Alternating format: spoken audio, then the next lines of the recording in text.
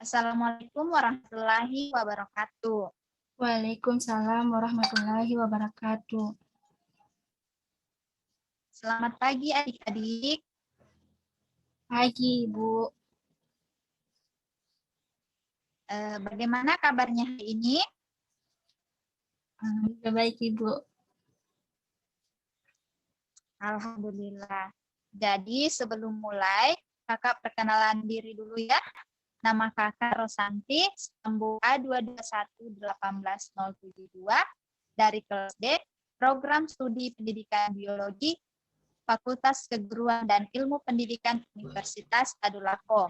Jadi kakak membuat video ini secara daring untuk memenuhi tugas mata kuliah pembelajaran mikro, di mana kakak sendiri berada di Kecamatan Kurang, Kabupaten Pasangkayung.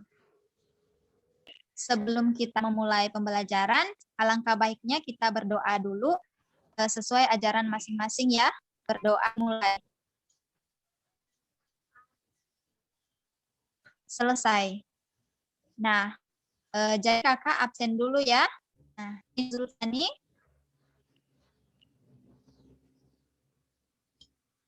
Hadir, Ibu. Rina ada. Hadir, Ibu. Nurul Ain. Hadir, Ibu. Nurul Ain. An ada. Jaringannya bermasalah, Ibu. Oh, baik. Selanjutnya Asmaul Husna. Hadir, Ibu. Selanjutnya Gunawan. Hadir, Ibu.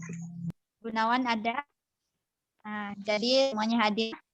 Jadi hari ini kita akan belajar mengenai ruang lingkup biologi. Kakak share screen dulu ya.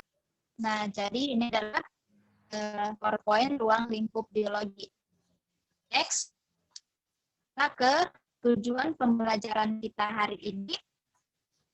Nah, tujuan pembelajaran kita hari ini adalah diharapkan setelah adik-adik mempelajari materi ruang lingkup biologi, adik-adik diharapkan dapat melakukan hal-hal berikut, yaitu menjelaskan definisi biologi, menjelaskan ruang lingkup biologi, menjelaskan kedudukan biologi di antara ilmu pengetahuan lain, menjelaskan cabang-cabang ilmu dalam biologi, dan manfaat mempelajari biologi dalam kehidupan sehari-hari.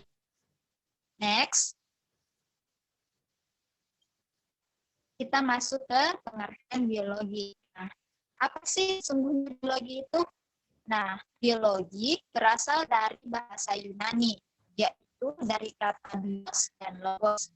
Nah, bios berarti hidup dan logos berarti ilmu. Jadi, biologi adalah ilmu yang mempelajari tentang sesuatu yang hidup serta masalah-masalah yang menyangkut hidupnya. Nah, biologi atau ilmu hayat adalah kajian tentang kehidupan dan organisme hidup, termasuk fungsi pertumbuhan, evolusi, kesusuran, dan taksonominya. Nah, di sini contoh yang paling sederhana yang kita temui saat ini adalah ketika kita makan sehari-hari. Nah, adik-adik di sini makan daging. Kemudian, hewan yang dimakan dagingnya itu memakan tumbuhan. Nah, tumbuhan yang dimakan hewan itu memerlukan karbon dioksida dan melepaskan oksigen ke udara. Nah, oksigen yang dilepaskan tumbuhan untuk kita hirup, sedangkan sementara sistem ekskresi itu mengeluarkan karbon dioksida. Kita next. Nah, kita lanjut ke tingkatan ruang lingkup biologi. Ini yang kakak tulis itu ada 10. Yang pertama adalah molekul, kedua sel, ketiga adalah jaringan, selanjutnya adalah organ, sistem organ, organisme, populasi, komunitas, ekosistem, dan bioma. Next. Nah, molekul. Molekul adalah gabungan dari 2 atau lebih unsur atom.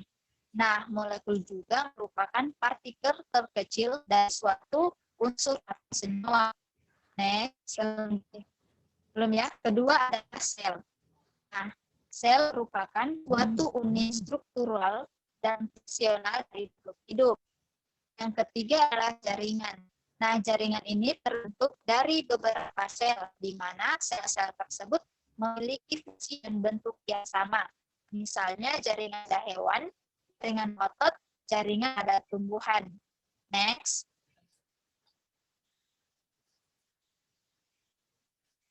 Dan next yang keempat adalah organ. Nah, organ ini terbentuk dari jaringan-jaringan yang memiliki fungsi tertentu. Misalnya daun, batang, dan akar yang ada pada tumbuhan atau organ yang ada pada hewan. Nah, yang kelima adalah sistem organ. Nah, sistem organ terdiri dari organ-organ yang saling bekerja dan berinteraksi secara sinergis, misalnya sistem peredaran darah, sistem pencernaan, dan sistem pernapasan. Yang keenam adalah organisme. Nah, organisme ini merupakan kumpulan dari seluruh sistem organ yang saling bekerja sama menjalankan fungsi kehidupan. Yang ketujuh adalah populasi. Nah, populasi adalah kumpulan dari individu yang sejenis yang menempati suatu daerah tertentu, misalnya populasi manusia atau hewan tertentu. Kita next.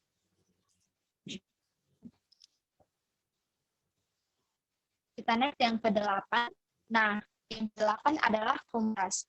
Komunitas merupakan suatu kumpulan populasi atau beberapa populasi yang menempati suatu wilayah tertentu. Misalnya populasi dalam suatu kebun.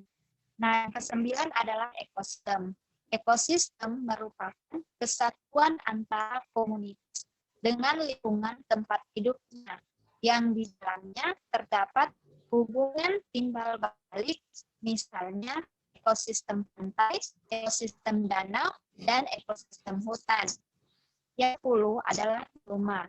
Nah, bioma adalah suatu kumpulan dari berbagai ekosistem yang membentuk satuan ekosistem dunia atau global.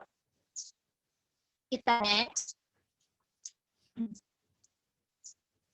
Nah, selanjutnya adalah kedudukan biologi di antara ilmu pengetahuan lain. Jadi, kedudukan biologi dengan ilmu alam lainnya itu sejajar dan saling melengkapi, terutama dalam pengembangan ilmu pengetahuan alam nantinya.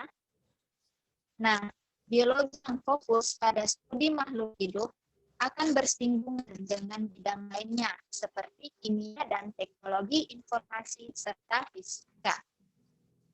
Kita next. Nah, ini selanjutnya adalah cabang-cabang ilmu biologi. Di sini ada sebenarnya banyak cabang biologi ya. Di sini ada cabang genetika, sitologi, histologi, morfologi, fisiologi, ekologi, taksonomi, evolusi, mikrobiologi, zoologi, botani, virologi, bakteriologi, mikrobiologi, ornitologi, entomologi, dan mamologi. Nah, cabang ilmu biologi genetika yaitu cabang ilmu yang mempelajari gen, materi genetik yang berupa DNA dan RNA, pewarisan sifat, dan pasangan gen. Yang kedua adalah sitologi. Sitologi adalah ilmu yang menyusun seluruh makhluk seperti organel sel, pembelahan sel, dan lain-lain.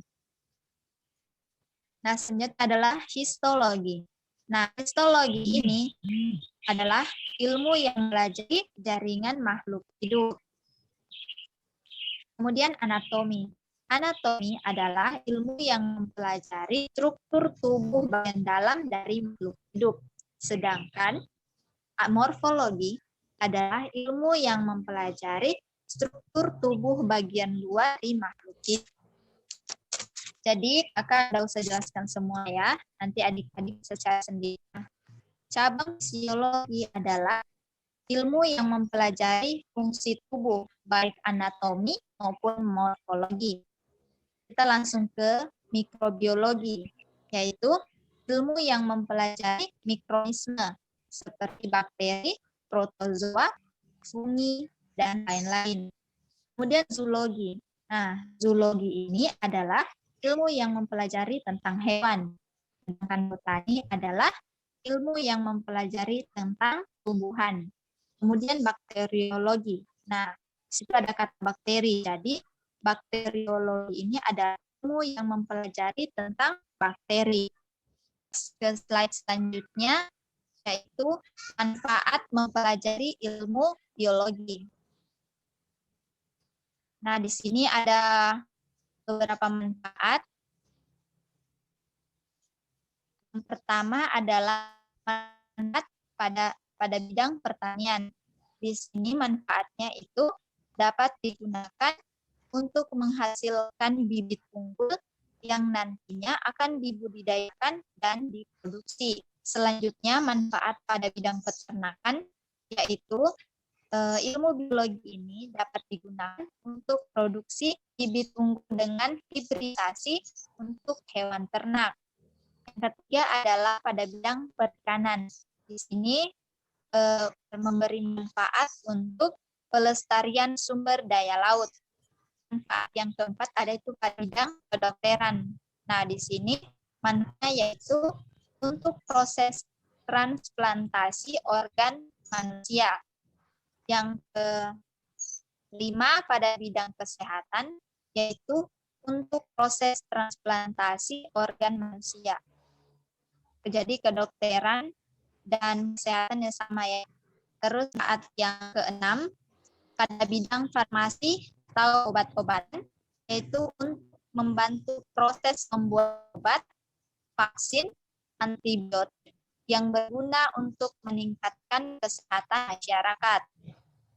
Nah, manfaat pada lingkungan, yaitu untuk memberi pemahaman kepada kita akan pentingnya menjaga lingkungan sekitar.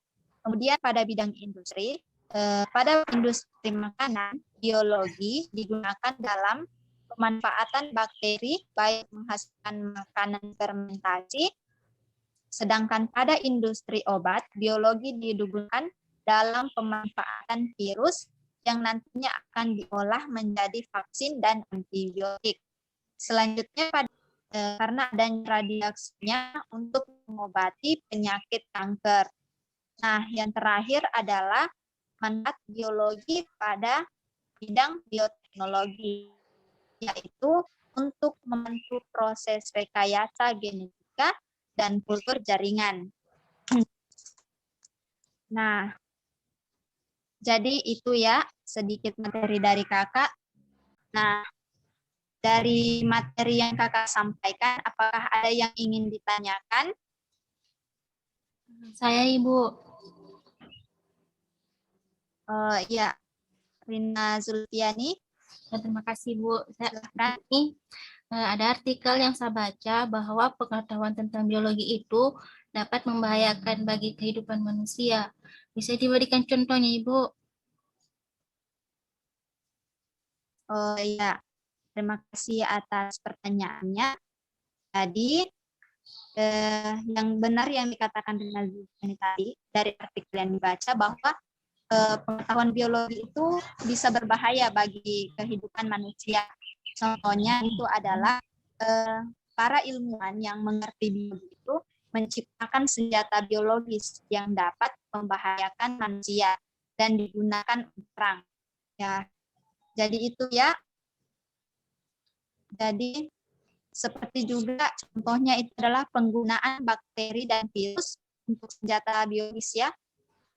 Seperti sehingga dapat merusak lingkungan biotik maupun abiotik.